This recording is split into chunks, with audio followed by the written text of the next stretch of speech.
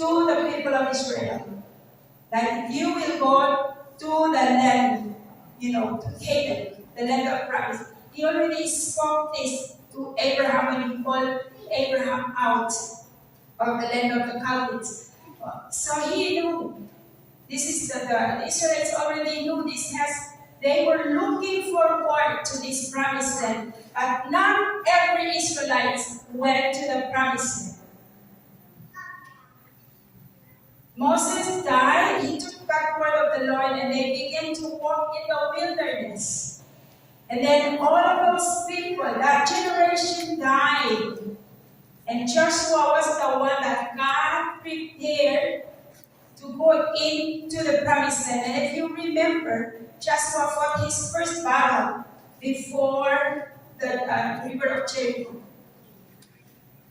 So, Joshua has an anointing because Joshua is the one that led the people to enter that promise. He got a hold of that promise. And I feel this morning that if you want to get a hold of that promise that God has for you, the Holy Spirit, you need the Holy Spirit in your life to enable you to get a hold of that promise. So the Lord has a promise for you this morning. And He wants you to be enabled through the power of the Holy Spirit. And it's just for you. We do not look to other people who's in the church who's going to see me. This is for you. I don't know what God has for you. I don't know what God has in your calling. But whether it may be just anointing, just an anointing for what you are doing. You can be an anointed waitress. We can be an anointed janitor. You do not have to hold a high-level job, or you do not have to be a pastor to receive the anointing of the Lord. You are called and enabled and has the characteristics that the Lord has given you to be in the workplace that you are, to be where you are, whether you're a mother, a grandmother, whatever time and position in your life you have today. And God enables you to be the very best in your place, in that anointing, in that place that you have to be today. And I want to just read Joshua chapter 1.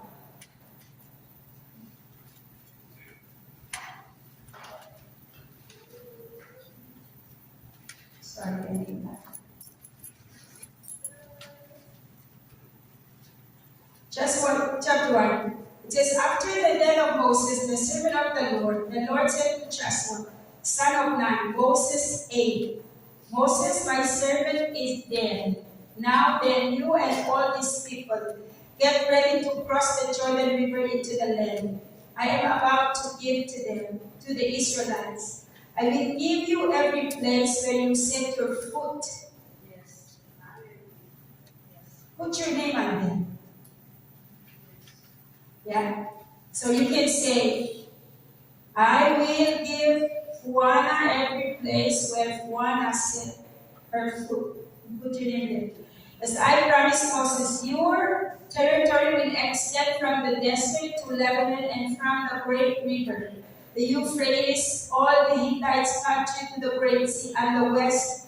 No one will be able to stand up against you all the days of your life. As I was with Moses, so I will be with you. I will never leave you nor forsake you. Be strong and courageous, because you will lead these people to inherit the land I swore to their forefathers to give them. Be strong and very courageous. Be careful to obey all the law my servant Moses gave you. Do not turn from it to the right or to the left, that you may be successful wherever you go. Do not let this book of the law depart from your mouth. These are some of the things that God is wanting Joshua to do and also to pass on. And this is also for us. Do not let this book of the law depart from your mouth. Meditate on it day and night, so that you may be careful to do everything written in it. Then you will be prosperous and successful. Have I not commanded you? Be strong and courageous. Do not be terrified. Do not be discouraged. For the Lord your God will be with you forever, wherever you go. Okay, so we stand on that word that God wants to enable us this morning to get a hold of those promises, to get the Joshua anointing. You know, they used to say, or there was a time when they said, these young people are the Joshua generation. You know, the old have prepared the foundations, and now this generation, these young people, are the Joshuas of this generation. They have to go and get that promise. And we're not just talking about land. We're talking about spiritual promises that God has given us. And I must say this, we cannot get that promise by watching a lot of YouTube. The key to it is, or Facebook or Instagram or whatever it is, that the generation today are really going in for information and all of that. It's not that. He already given us. It is the word of God that will make us prosperous. And that's what I want to pray. So I'm just going to call, if you feel that you want that Joshua anointing, and you want to step into the promise that God has for you, and you need the power, and you know that you need the power of the Holy Spirit to step into that. You know, it's not, I was thinking about this morning, and as we were, you know, I was thinking, you know, we're stepping off the brakes on a Pentecost day. And they have people before him, and then they have prepared a foundation. We are a church people. You know, we have been fed, just like Moses and his generation were fed by manna. And I'm going to read this to you. Joshua 5.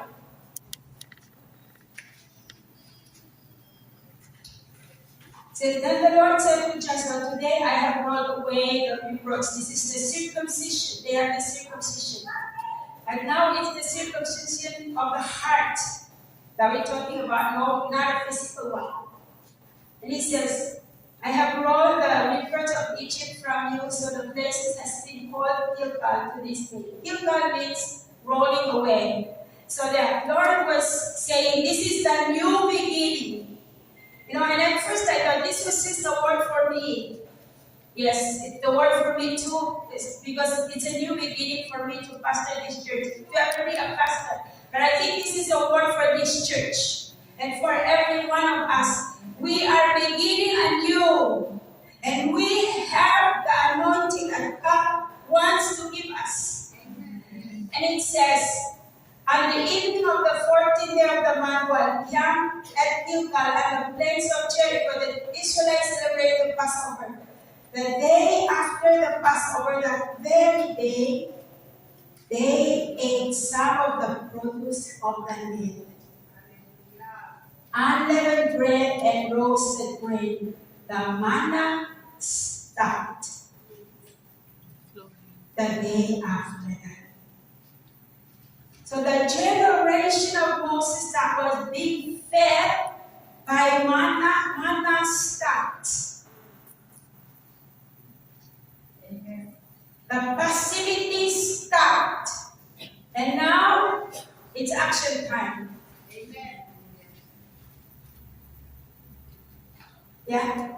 We cannot, that manna that we've been fed, yes, we have been trained, but now we have to go in and get the fruit of the land. And the fruit of the land, which is not praying and praying. No, we gotta get up and get the fruit of the land. So I believe that is the word for us today. Is we have to get the fruit of the land. Whatever fruit that is assigned to us. Whether it's grace for your family, I don't know what the Lord is assigning to your family. Yeah. Maybe this is time now that we're going to see who chanting to open our prayer this morning. I don't know.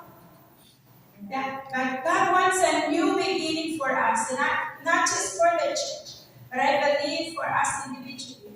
So I just want to call upon you. I'm going to call the deacons. I'm going to call you if you want the anointing of the, you want the baptism of the Holy Spirit. Now, we don't have to go all weird because the Holy Spirit, some people say, oh, I don't want because, I might get weird and everybody's looking at me. No, it's, God knows. Jesus knows. I'm just going to ask the deacons and Evelyn and just to come up. And then if you want to receive the baptism of the Holy Spirit, you've never received the Holy Spirit. And other people in the church who are mature, they can go also. And I'm just going to ask you, especially the youth, you can also come up. And then we can just pray. We can pray for you. Right? And ask the deacons. Yeah. So you just go in front and just go to anybody that's there. And also, just pray.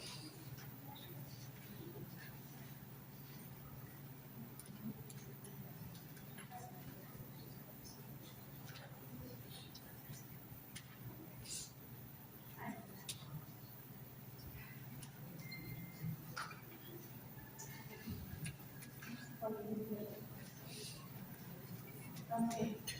All right. Evelyn said, we did Acts 1.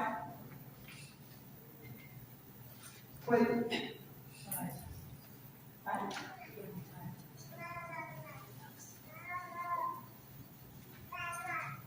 it's my excitement making you scared. Acts 5, it says, do not leave Jerusalem, but wait for the gift my Father promised, which you have heard me speak about.